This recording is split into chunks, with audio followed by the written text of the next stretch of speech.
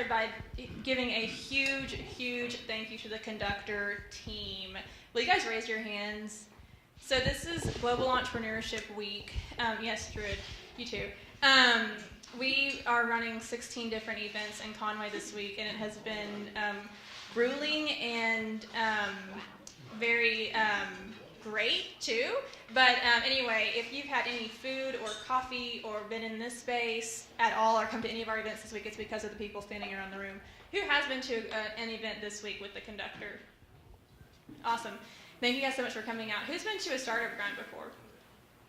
Who's been to 2 startup grinds before? Good. Oh, and this is a special night. Guys, this is the 1-year anniversary of launching the conductor.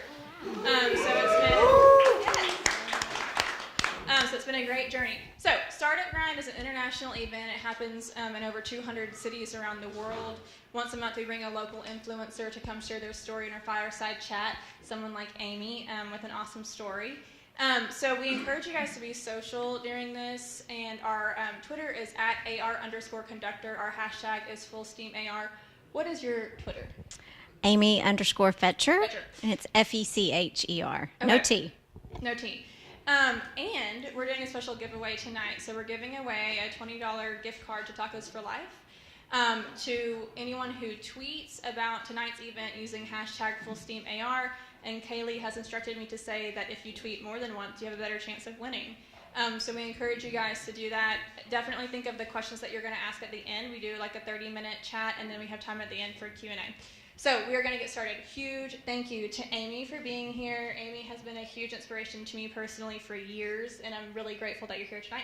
Amy is the Executive Vice President of Operations at the Arkansas Economic Development Commission, Chief Transformation Officer for the Office of Transformation, and a UCA graduate. So we're going to get started. That's right. So Amy, can you just tell us about yourself? Where did you grow up? Where did you go to school? Sure. Well, I grew up just down the road in Morrilton. Graduated from Morrilton High School. I'm an only child, but people tell me I don't act like an only child, so I guess that's good.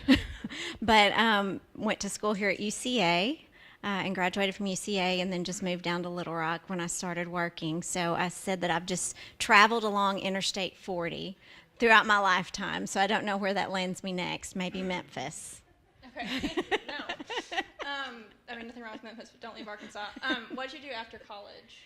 After college, I worked a couple of jobs. You know, you get out of college sometimes, and the job market is just not exactly where you would like it to be, and that's where it was in the early 90s when I graduated. So I worked a couple of jobs and then landed really working for Governor Huckabee. It was really my first major job out of college after a couple small jobs, and went from there. I mean, you want me to go through the history of some of my jobs? Okay, so I worked at Arkansas Children's Hospital for about 4 years, and then was looking, and my mom worked for the state of Arkansas, and she was like, you need a state job. You need a secure state job. And so I was like, okay. And started looking online and found a position online in Governor Huckabee's office. So I went in and applied. Well, at that time, people didn't use electronic applications nearly as much. So I had always been taught, you walk in and hand your resume to them. Don't just mail it in or email it, which that's very common nowadays. But so I walked in and handed in my resume to their HR department. And they were like, do you have time to interview right now? And I was like, sure. So I did a first interview, and I was like, scared to death because this is like state government and in the governor's office. Well, later on I found out I started in the scheduling department. Well, it's one of the no-win jobs because, every governor does so many events, and they're always changing. So I think that really nobody wanted that job, and so they were so excited when somebody walked in and handed in a resume that I got it. So what did you do after that? After I left Governor Huckabee's office, I went out and worked for a state agency called the Department of Rural Services, which was a small state agency at the time. It's merged now in 2015 and is part of the Economic Development Commission. So it's one of my divisions that I oversee at the agency still. But I was the deputy director there for about 4 years, and then there was this guy that was running for governor in 2006, which we call governor now, but back then he was just Asa. And he approached me about coming to work for him in that campaign. And so I went to work for him and was with him for about 2.5 years. And then he was not successful, as you all probably know, in 2006. So there was an 8-year span when I worked for a couple of nonprofits and was out of state government. And then when he was elected and came back into office in 2015, I came back in and he appointed me as the director of Rural Services.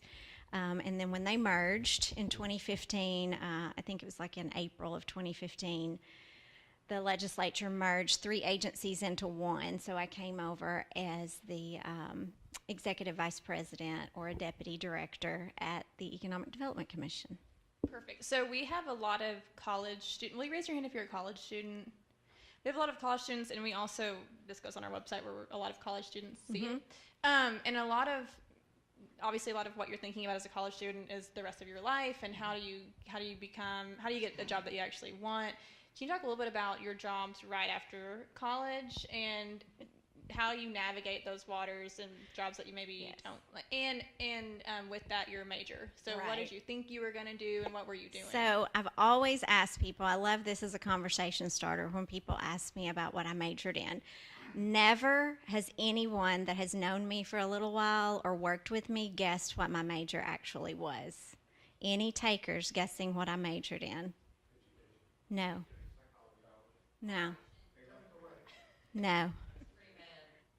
Chemistry and physics. I was a physical science major here at UCA. So congratulations, you're the first one.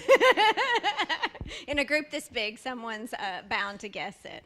So I had a wonderful high school chemistry teacher, and I just fell in love. I do love science because it's so organized and there's so many factual data, so I'm kind of a geek like that. But I also didn't want to sit in a lab or anything. I thought I wanted to go into like pharmaceutical sales. And so I was like, I'll get a science degree because I really enjoy that part of it. And then, everyone's going to want to hire me. But again, the market not so good when I graduated. And I just feel like that wasn't God's plan for me. So, but I got a degree. And my last semester in college, I actually had moved to Little Rock my last year. And I only had 10 hours my last semester, and so I was working at some apartments that I lived at just part-time. And so the manager left and they were like, will you be the manager? And I was like, I've never really thought about being an apartment manager. This was just a job to get me through college. But then I started looking at everything, and they gave you a free apartment, free utilities.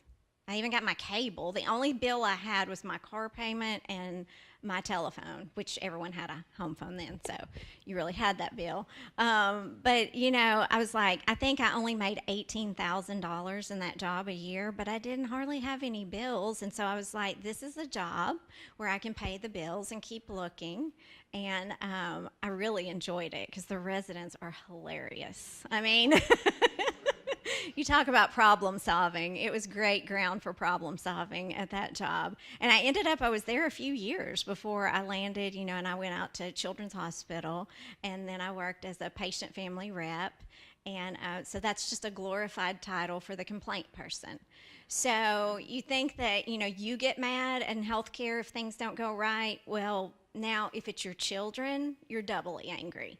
So I got to talk for 4 years to a lot of parents that were mad about that. I mean, Children's Hospital is a great place. So, but in anything with that magnitude, things go wrong. And so and a lot of it was communication issues because maybe they would say the doctor or the nurse said this. And when you would go talk to them, they'd be like, that's not what I said. I said, so it was just a communication issue. But when parents are under stress and in that kind of environment, they're not thinking clearly. So learned a lot there. But then, you use those jobs. I just think anywhere that your path takes you in your career field, you're going to learn something that's going to help you throughout the rest of it. So I'm glad you said that about your path, because can you talk a little bit about when did you know when to switch jobs, and like how much of it was like, okay, I'm making an active decision to change, or did this like just happen where this job falls in your lap? Can you talk about how that happened? Yes. I don't, for me personally, I've never, well, I won't say never, but most times it's not like I have made a clear decision of it's time for me to move on or it's time for me to change something. But it's usually someone that has approached me that I know somehow through some connection, whether it's work, friends, church, that you've made a connection and they're like, hey, there's an opening over here, or sometimes they're the hiring person, like, what about this? I think you'd really fit well here. So other than when I was actively looking, when I was after Children's Hospital and looking into state jobs, I mean, it's really been the first time that I was like, maybe I need to make a career move. After that, things have just kind of fallen into place, which again, personally and with my faith, I just believe that's the direction God has for your life, or either my lack of planning there. So, you mentioned relationships. Can you talk a little bit about, are those important? How have those been important in your life journey? Oh, well, I think it's one of the most important things, and a lot of people don't take the time to make relationships, but I was watching some of the other startup grinds that you have done when she had sent me several clips, and several people said the same thing, and I'm like, okay, so I'm not the only person that thinks that. But really, the old saying of it's not what you know but who you know, it's partly true. I think that's what gets you in the door or gets you the interview a lot of times, but then it's what you know that gets you past that first step. But the relationships and connecting with people all over, whether it's in the business world or while you're, in college, it makes a huge difference. And you'll still run into those people years and years later. Tonight, you were asking me about someone, and I'm like, oh yeah, I've known him since college. Mm-hmm. So it's very vital, I think, to anyone's career path. So can you talk, and we were talking earlier about relationships and how do you foster new relationships, and can you talk about two questions? One, do you see yourself as an introvert or extrovert? Mm-hmm. And two, how do you work through whichever one you identify with to build relationships with people? I'm definitely an extrovert, but I'm not to the level of some people. I was telling Jennifer back there, I said, I'd much rather be sitting back here watching somebody than sitting up here doing this myself. But I'm an extrovert in a room that I like talking to people and working the room and going around and meeting people. But when it comes to being up in front of everyone, I would rather it be any of you and listening to your story, and I would think it was much more fascinating. They're here to hear you. We're excited about your story. And then how do I work through that? Yeah, how do you, if someone, I've had this question before from students, they're like, I don't know how to meet new people. Mm-hmm. Like, what advice do you have for people to build relationships? Well, I'm not an introvert, so that's a little more difficult. But what I do, conversely, I would say to extroverts, make sure you're taking time if someone might be a little quieter in a group that you're interacting with, to ask them questions. Because what I've found is most of the people that I work with that might consider themselves introverts, they really like talking to people, but they might they might wait until they're asked a question to respond, and then you will learn a lot more from them. My grandfather always said, God gave us one mouth and two ears for a reason. We should listen twice as much as we're talking. So I try to practice that, and if there's someone in a group or in a small meeting that I'm in that has been quieter, I try to ask them questions and pause and let them talk. And if you'll just shut up, they'll actually talk back to you. Mm-hmm. Sometimes we as extroverts just keep talking. Yeah. And for any introverts in the room, my dad used to always say, stick out your hand and introduce yourself, because like, what is the worst that can happen if your hand is in front of someone's face? They're going to shake your hand back. But can you talk specifically about your relationship with Governor Hutchinson and how that's kind of evolved and led to your current role? Yes. So I had met him in 2004, I think, when he was coming back, kind of gauging whether he was going to run. He was working in D.C. at the time, and going back and forth. And he was here and someone put a small dinner together, and that I knew, and I went to it and met him and his wife, and was just very impressed. He is very genuine. What you see on the cameras or what you see in a small meeting with him is the person he is when no one else is there. And, just impressed. I was telling Kim the story when we were visiting. He came to me in 2005 and said, what would it take to get a state employee to come to work for a campaign? And I looked at him, and first of all, I did not make that much money then, but I was a single parent, and so I was the sole provider for me and my son. And, had my insurance, and because I was with the state, and I was like, I just heard all these stories about, how poor campaigns are and how little you make. And so I was just like, oh, you can't afford me. And he said, really? And I said, oh, no, because I cannot take a decrease in pay, and I have to have insurance. Always have to have insurance because, I couldn't think about anything else. And so he's like, okay. And, I was like, but I really support you, and I'm glad you're running. This is great. So walked away, and he came back about a month later, and he was like, well, what kind of number are we talking about? And so, again, it was not that much, but maybe a little bit more than your typical campaign worker usually makes, but not much. But he found a way to work out the numbers and hired me, and I worked with him there and in his private consulting company through 2007. So. And then how did that lead to where you are now?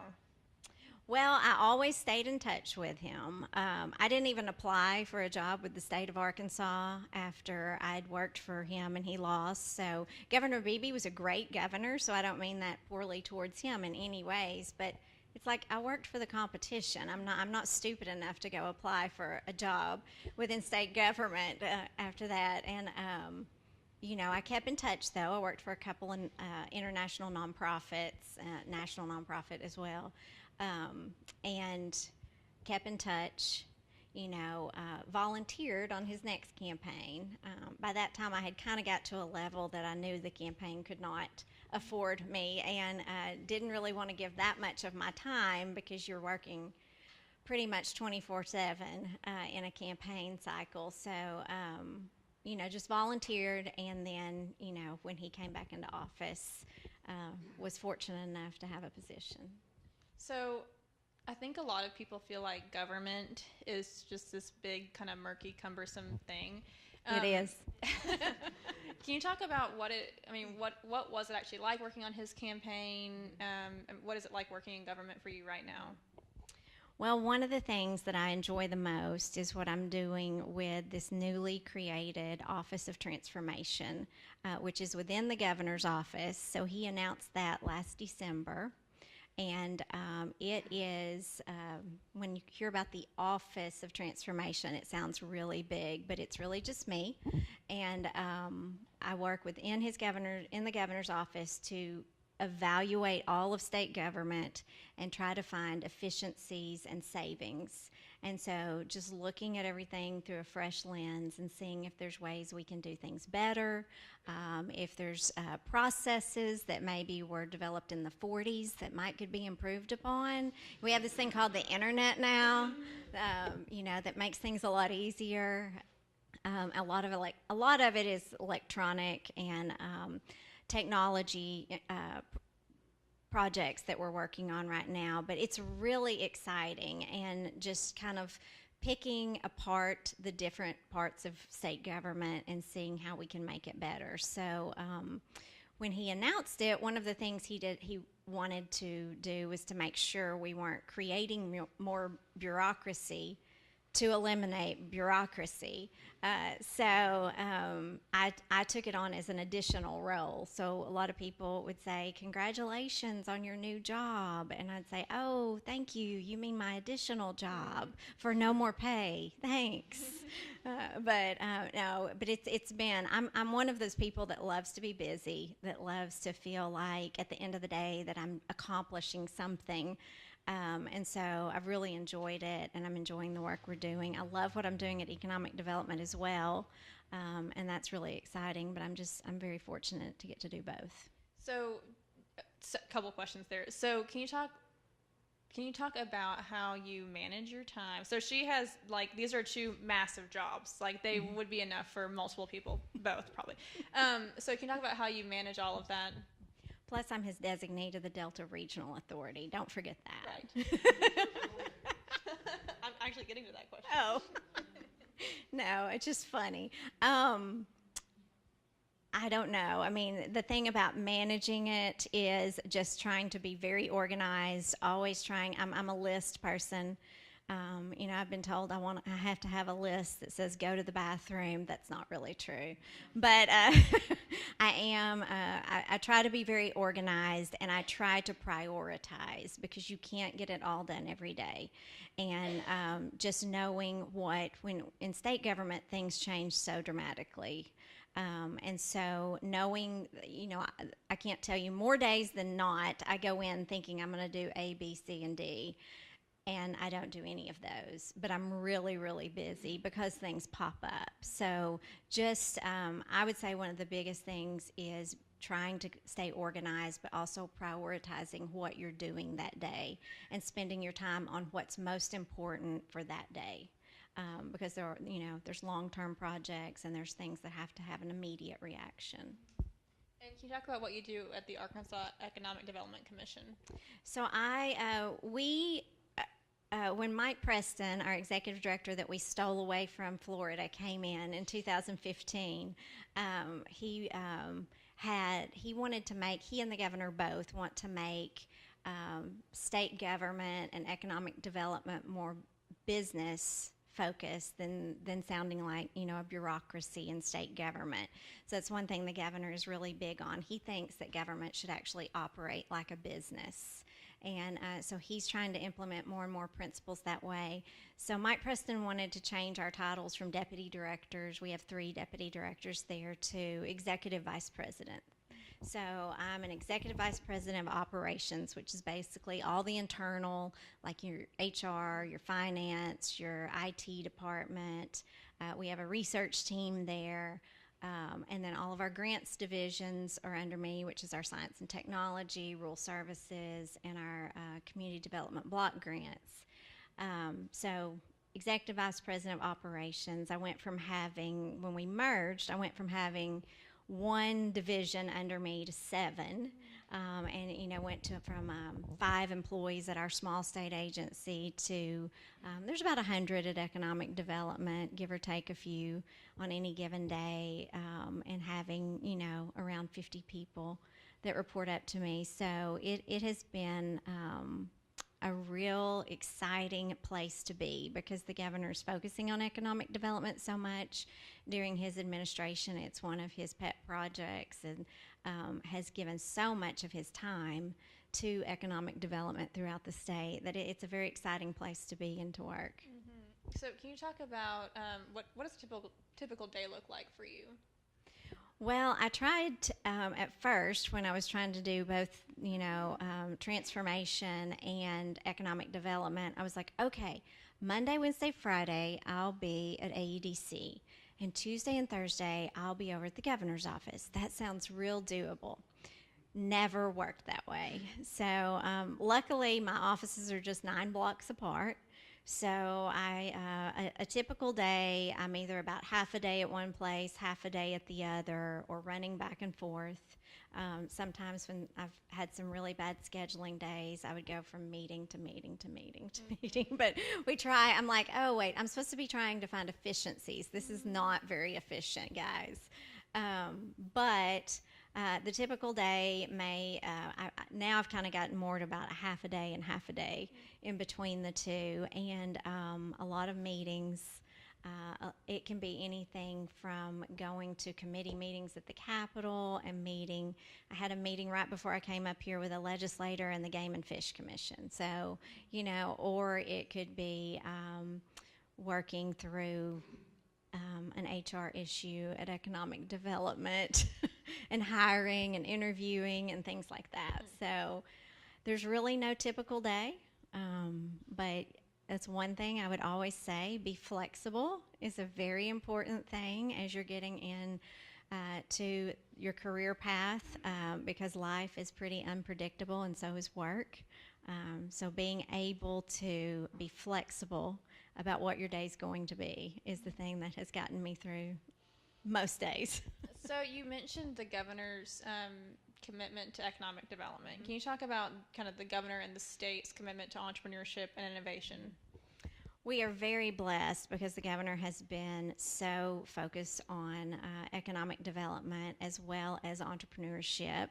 During this session in 2017, in January of this year, one of his package legislation was the accelerator program, and he took $2 million out of his funds to give towards an accelerator program that we're just getting started, and the applications are open. I think there's even some that are being presented this week, and so it's really exciting to get that off the ground.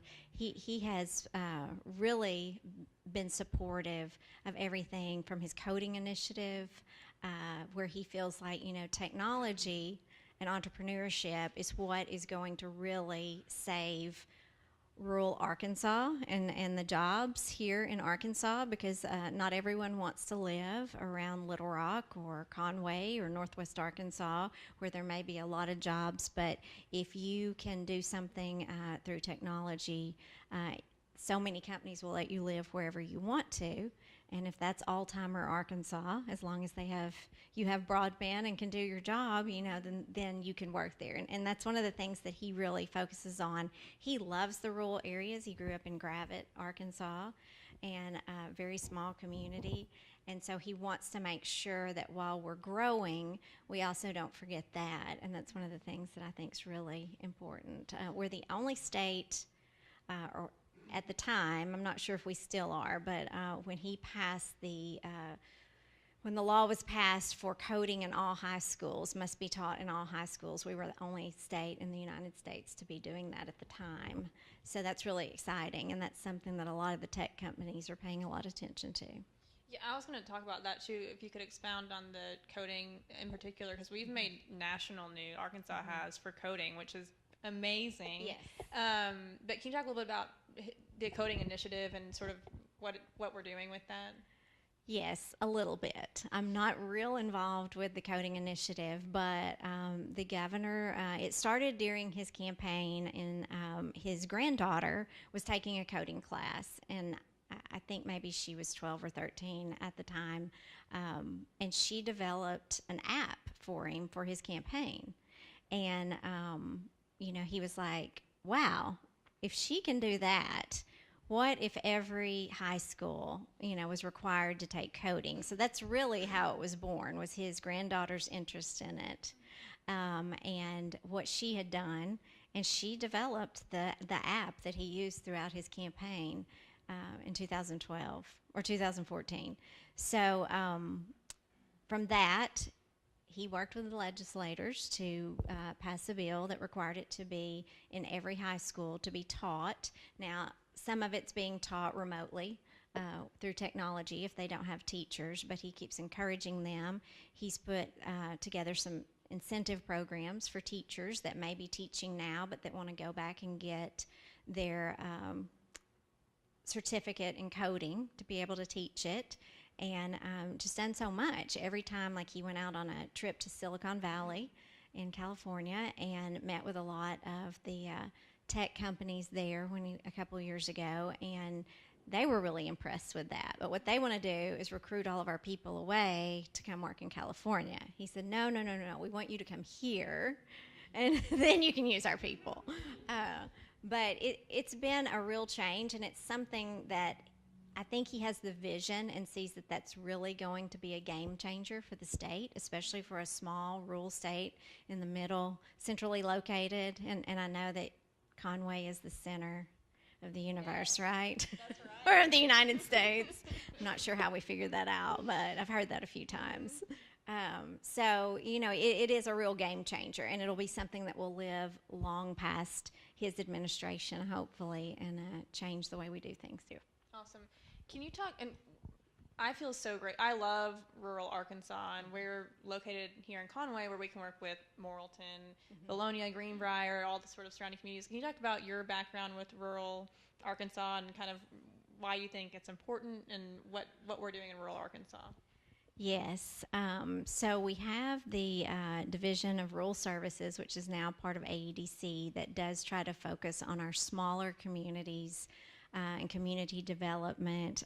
As I said, I was raised in Arkansas, small town, and it's just, I think, in Arkansas or in the South, it's just kind of the flavor of the South. If you really want to know what a state's like, get out into the rural areas and meet some people, and you'll learn a lot. And there's so much talent and hidden gems out there. And so, he does focus on that. A lot of people, when we merged the Department of Science and Technology and Rural Services into economic development, there were a lot of legislators that were hesitant because we don't want to lose the focus on the rural areas of our state because, we're still majority rural areas. You have pockets of concentration, but most of Arkansas is rural. And what the governor said and what he has done is he said, I don't want to lose the focus. I want to elevate the focus and give them, more, put them where they have a larger umbrella to be under. When we were at Rural Services, we had, as I said, 5 people, and we were doing everything within a state agency. We were doing the hiring and all the financial aspects of it. We were our own IT gurus, which we weren't, and marketing, communications, PR. We had to do it all. And so 5 people can't really do that. So you take us and you put us into a bigger agency who has a marketing and communications team, who has, a contract to do that. It's just been so helpful and helped it blossom. And that's what the governor wanted to do. He wanted to put more resources at our disposal so we could focus on the rural areas. So you mentioned earlier that you were a single mom for some time. Can you talk about some of the challenges that you faced in your professional and personal career? Yes. So you had given me that as, think about what some of your challenges throughout life might be. And I thought, personally I could have some, but or professionally, but personally, yes. When my son was 3 years old, I divorced, and it was just the 2 of us for 9 years. So that was really challenging. And that was like, he was 7 when I worked on the campaign. So if you ask him now, he does not want to be in politics or state government because he did all of that. He went to all the parades and went door to door knocking and telling people, and so he's kind of seen it and grown up with it. But that's another thing I love about the governor is he's so family focused. And so if it was appropriate for a child to be at an event, he just went with me. But it is challenging, and for those single moms or working moms out there or working dads, it sometimes you feel like you're giving it all at work and it's taking everything out of you. But I just say that your children are seeing that dedication and the work ethic and the habits that you're having, and so you're instilling a lot into them. Even when you may be missing 1 or 2 ball games. I listened to Rush Hardings, and he said he had never missed a ball game of any of his kids, and I was like, wow, I have. I can remember one time I was out of state, and it was right after FaceTime came out. And so another parent at the basketball game was FaceTiming me the whole time, but they were doing this with the basketball game. And I was so dizzy by the end of that basketball game, but I was trying like heck to watch it, you know. Like, okay. So, yeah, that was one of the biggest challenges. But I also believe, and this is just my personal belief, that whatever you go through, it's going to make you a stronger person. It's going to teach you something if you're willing to learn it, and it's going to equip you that as you walk through life, you're going to be able to help someone else through that or through something simpler. My husband loves to say, make your mess your message. So whatever you've been through that you've struggled with or been there, you can always use that with someone else to be your message. So when we talked before, you said something that really stuck with me about your theory is that people go through seasons of life, which I think is extremely true. Can you talk a little bit about that, and then how if someone's going through a season right now, how they can overcome that? Yes. So someone very wise told me, I won't take credit for it, but I was going through a difficult time, and they recognized it and said, don't get discouraged because this is just a season in your life. It's not forever. You're going to walk through it and you're going to learn through it. And so many times, whether that be in my professional or personal life, that has really stuck with me. It's a season, so and you're going to learn through it. And you're going to come out better on the other side of it for walking through it. And you're going to learn. You're going to learn a lot about yourself, and you're going to learn how to help others through it. Perfect. And on the topic of challenges, and I feel like I have to ask this because it's such a hot topic right now, being a female in the workplace, can you talk about, especially in government too, any kind of maybe theories that, can you just address this? What has it been like for you? How have you overcome it, or maybe not even had to overcome it? Well, you had asked me when we visited earlier if there were any jobs that I had applied for or not applied for because I was a female. And honestly, I've never looked at it that way. I've never looked at a job and said, I can do that or I can't do it because I'm a female. Unless it was like physically lifting so many pounds, which, I do know my limits there, but I've never applied for a job like that. So I've just never seen that as a deal breaker. Have I faced some things, throughout my career, some inappropriate comments? Absolutely, but I think that's in any field, whether it's politics or government or anything. And I think males experience some of that as well. So my faith gets me through a lot if it's a tough day. You have to be a little thick-skinned in government and politics, but I guess I am. So it's just, I would just say whether you're a male or female, don't ever let anyone tell you can't do something if you know you can. Just put yourself out there and, just try it. Perfect. Can you talk a little bit about your work-life balance? And I ask almost everyone this, and I love the responses because they're all over the board. But do you believe in a work-life balance? Does it even exist? And what does yours look like?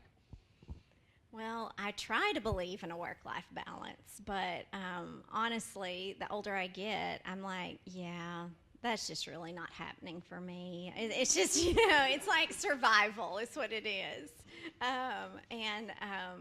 If someone tells me, and then I get cynical, and if someone younger tells me like, yeah, I really work-life balance, it's really great. In my mind, I think you're either really lazy or you're not doing very much. But maybe some people are just more skillful at it than I am. Personally, I enjoy being busy. If I'm not busy, I feel like I'm useless. And so I probably overcommit myself, and they say if you want something to get done, ask a busy person. But I do enjoy it.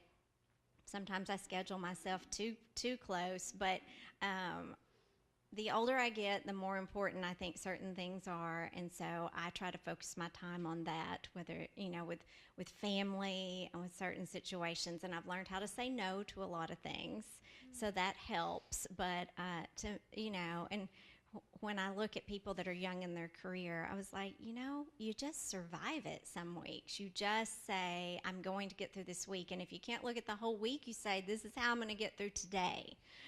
And you get through today, and then you tackle tomorrow. And, that's just the way it is. I do enjoy, I exercise, and that helps me just kind of relieve some stress. Several times a week. I'm not like some people. I'm not a guru at it, but I enjoy doing, going on a long walk or doing a boot camp right now at 5:15 in the morning because it's the only time I have.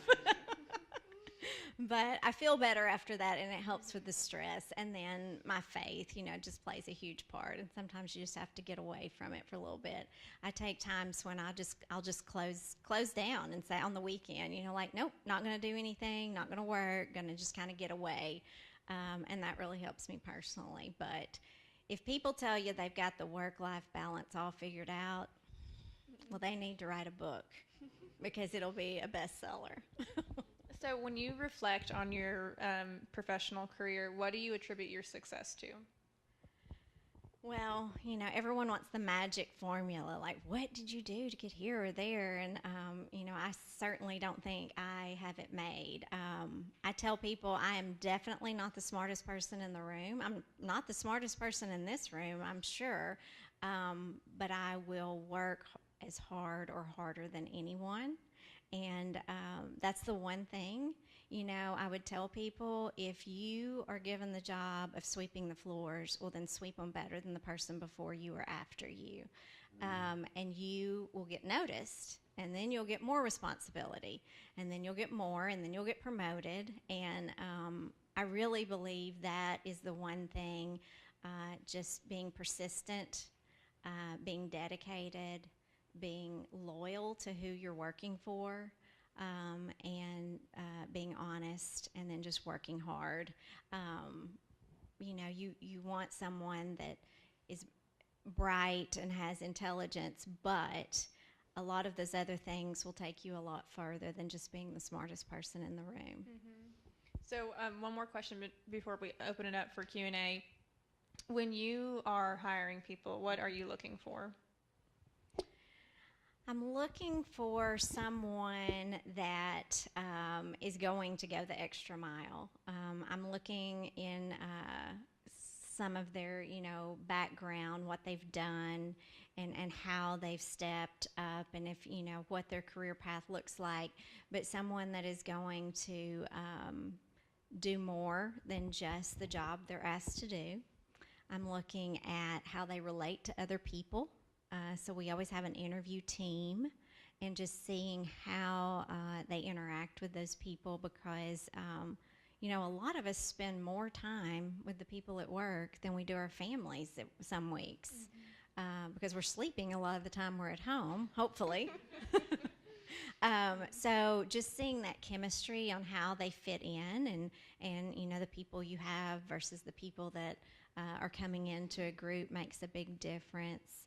And just that they give you that little extra, that they show you that, how they want the job. One thing I always ask in interviews, like, tell me what you know about Arkansas Economic Development Commission or something. And I'm like, I don't care if they just regurgitate our mission off the website. Then I know they did some kind of research.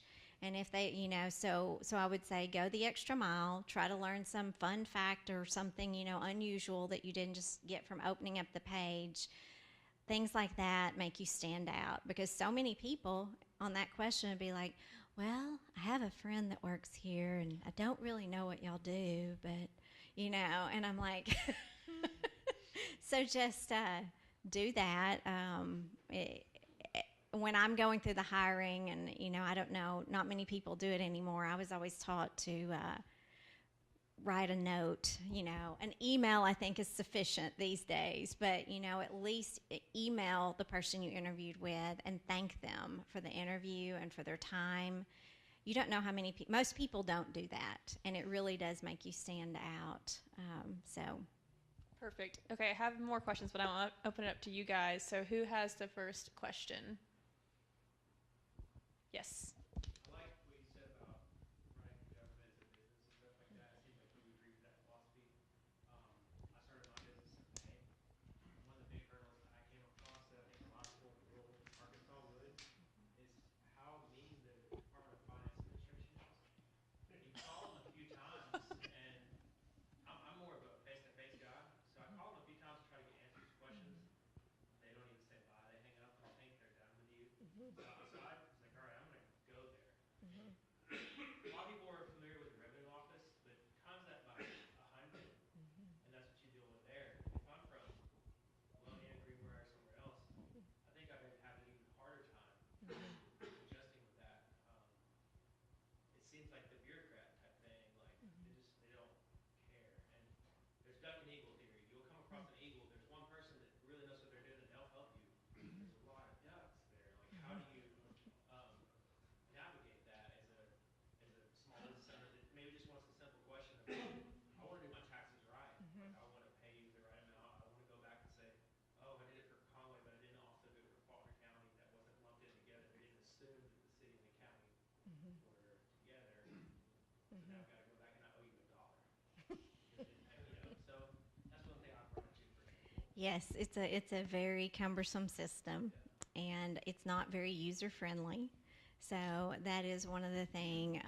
I don't have all the answers, but that is one of the things we're really looking at. And we have so many state agencies and boards and commissions that really do very similar missions and things. And so, how can how can the governor's administration really make a change in that, and maybe change some of the processes? So through the Office of Transformation, one of the things he said was, like, not only does he want to use technology to simplify processes for state employees, but also for citizens. So if there's processes that you all have to do, like renewing your tags and driver's license and things like that all the time, are there easier ways to do it? And can we think outside of the box of, how it's always been done? But yeah, Department of Finance and Administration, they have an office in every county across the state. Some that have a lot of population have more than one office. So it is massive. And I agree with you. I can get frustrated with them too. Just how rude they were. I was just like, I don't think it's uncalled for, What I would do if I was somebody undercover boss, I'd come up with 5 questions and I'd ask them, see what your experience is like. See if they review and they don't know who you are. It's not just me, it's outside of me. That was very nice. That's a great idea. As the Chief Transformation Officer, how do you, if you're talking about making these kinds of changes, how do you do that in agencies that large? Well, we also have a Transformation Advisory Board, which is a group that the governor put together, again, trying to do it a little bit differently than your average state board or commission, which is appointed officially through by the governor and has Senate confirmation at the state level. He chose, they're all, the board that I work with, which Miss Jennifer Bell is here tonight and is a member of, they're all volunteers. So when they come to my board meetings every 6 weeks, there's no reimbursement for their mileage. We don't pay for them a hotel if they end up staying overnight, and there's people from all over the state that travel to it. It's just, they're really citizens that care about evaluating some of the processes and some of state government issues and giving us their opinion and recommendation. So it's just an evaluation process. So have a board of 14 members that really helps me work on a lot of that. And we're just, there are several things in that we're doing, but there's so many other things that we could do. And I guess that's just what motivates me every day. It's like the possibilities are limitless of some of the things that we could really do to transform state government. Awesome. Okay, next question. Yes. How do you, since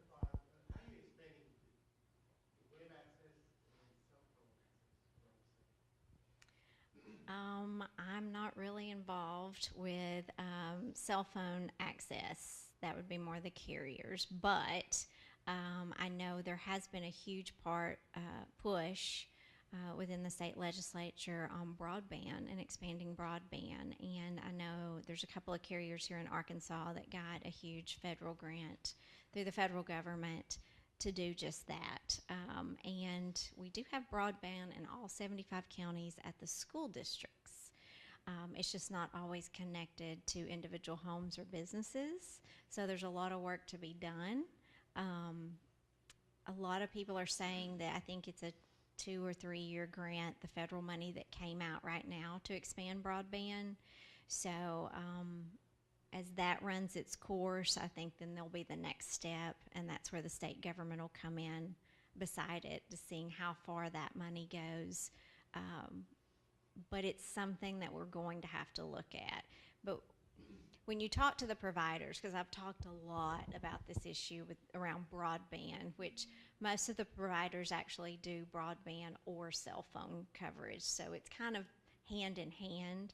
I think our cell phone coverage is far ahead of our broadband right now, but the providers will tell you there are so many areas in a rural state like this that are so unpopulated. To have someone that chooses to live, literally out in the middle of nowhere, but they want broadband access just like you have here in the middle of Conway, is a little bit unrealistic.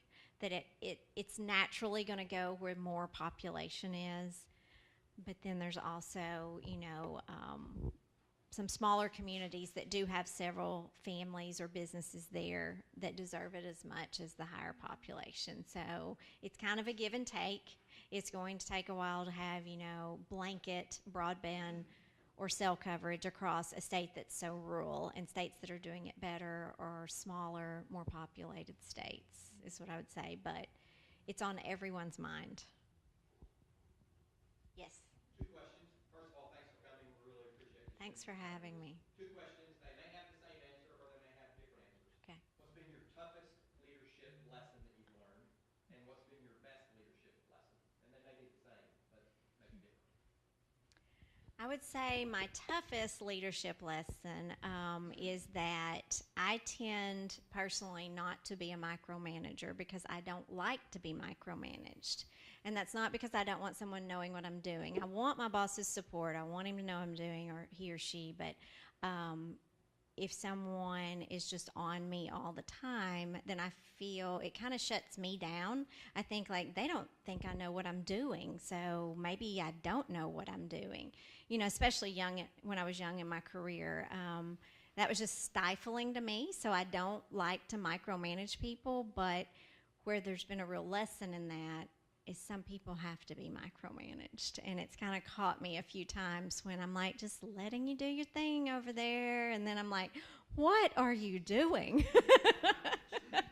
So learning your people and knowing that you can't manage everyone the same because they're really different.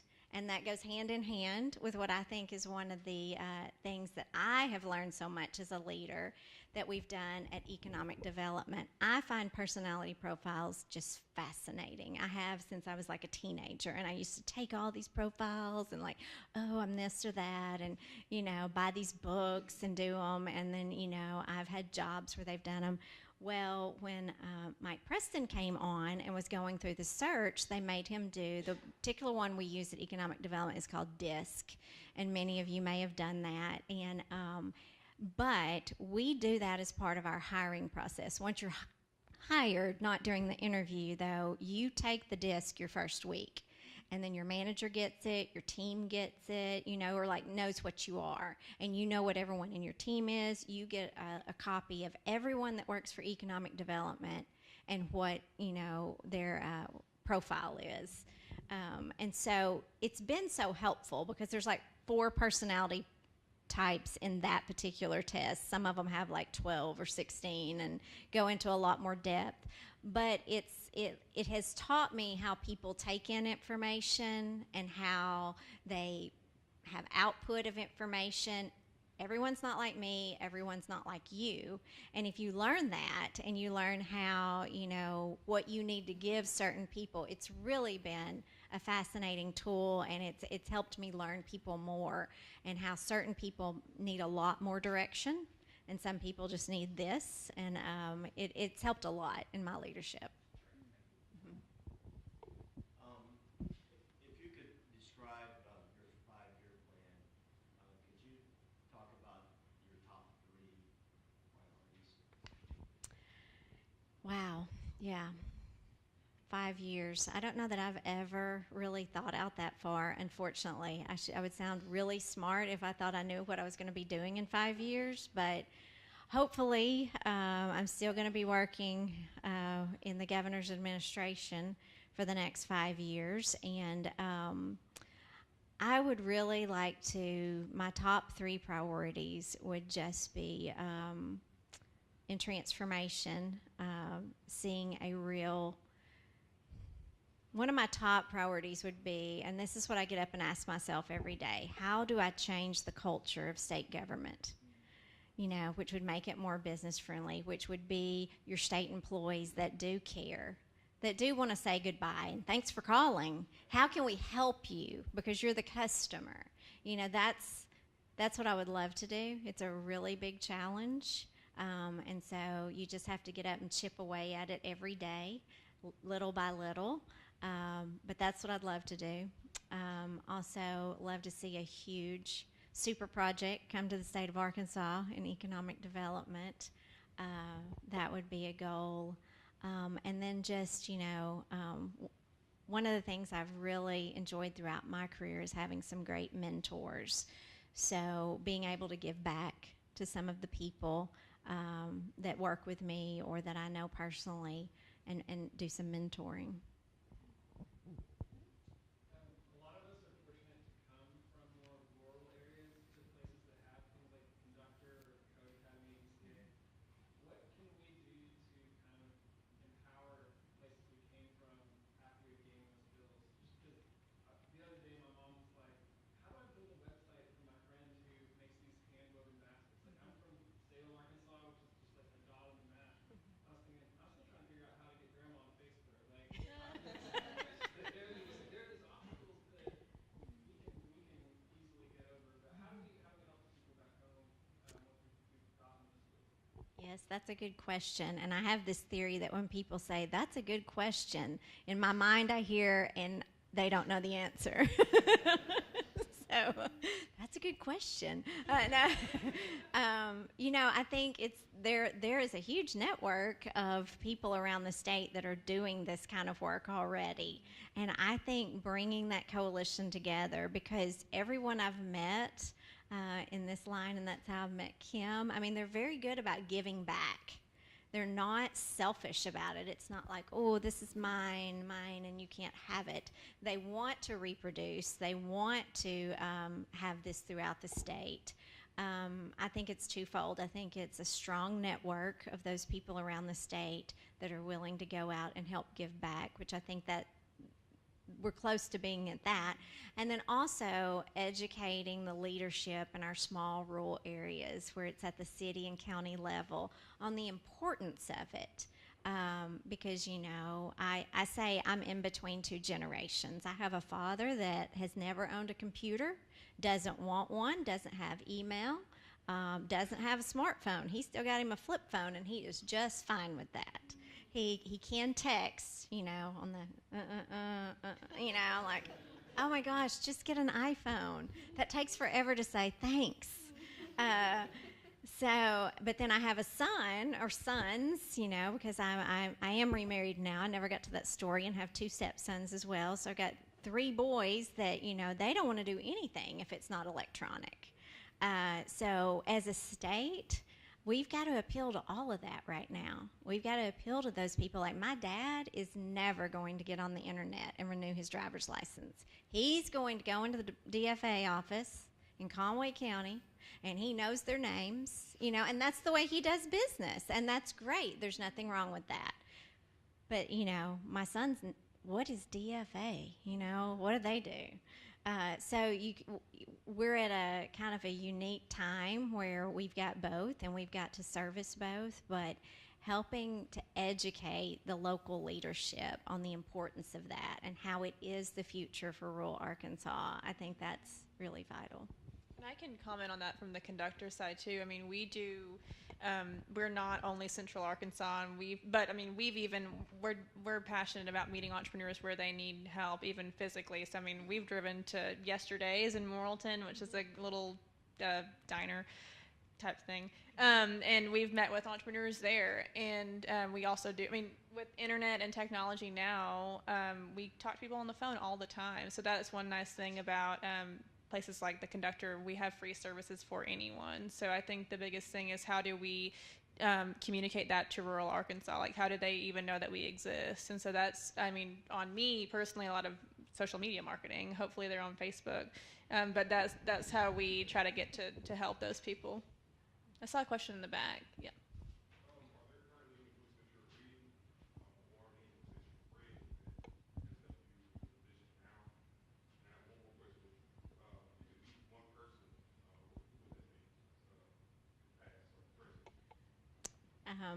I'm currently reading the book, and it's not new, but I've had so many people recommend it to me, Good to Great, and it is a really good book. I'm enjoying it.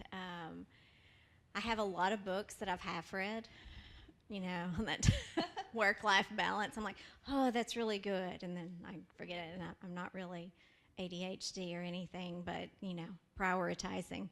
So, one person, past or present, that I could meet. Wow, that's tough. I would say, and not just politically, but I wish I had met Ronald Reagan.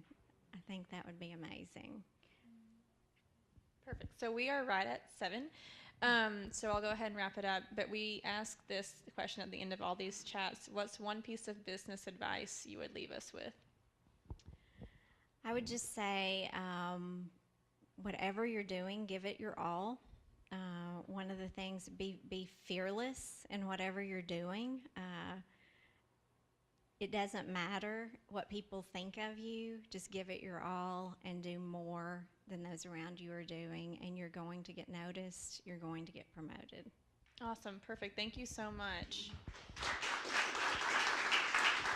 Thank you. A couple quick announcements. All right, so we have 2 events tomorrow and 1 Saturday. Tomorrow morning, we have Pat Brown from the Arkansas Economic Development Commission coming to UCA downtown to talk about being a women and minority business owner. So the state has tons of opportunities for people, and Arkansas is a great place for women and minority business owners. So we're going to learn all about that. It's going to be a fireside chat with me and Pat. That's tomorrow at 8:30 a.m. And then at 11:30 we have a finance panel. Let's see. Okay. Well, is Kevin still in here? Kevin Griffin? Okay. Kevin's going to be on the panel, but we have a banker, a number of different people who will talk about different types of financing for your startup and also the type of financing that's appropriate for you. This is a huge pain point for entrepreneurs. I hear it all the time. So we're going to address all those questions, and it's going to be a casual panel discussion, so I encourage you guys to come to that. And then lastly, Global Entrepreneurship Week culminates on Saturday with a big pitch competition at a tailgate on Bruce Street before the last UCA home game. Called Idea Fame Live. We're giving away 2 $1,000 checks, no strings attached, to the person with the best business idea. So you don't have to have a business plan. It's just, can you get up on stage and pitch your idea in a minute or less? No props or notes, and we're giving away 2 checks. So I encourage you guys to come. There's a judge's vote and an audience vote. So bring all of your friends if you're going to pitch. And we have about 12 contestant slots left. So the deadline to apply to be a contestant is tomorrow. So I encourage you guys. Our website is arconductor.org, and if you go arconductor.org/GEW, you'll see where to apply for that pitch competition. Thank you again so much. Oh, Kaylee, who won the gift card? So we chose Jordan King. Okay, perfect. All right. Thank you guys for coming. Huge thank you to you, Amy. You are one of my mentors, just so you know, and a huge inspiration to me. We're so glad you're here in your busy schedule to share your life story with us. So thank you guys for coming. If you have questions about the conductor, just let us know, and we will see you next time.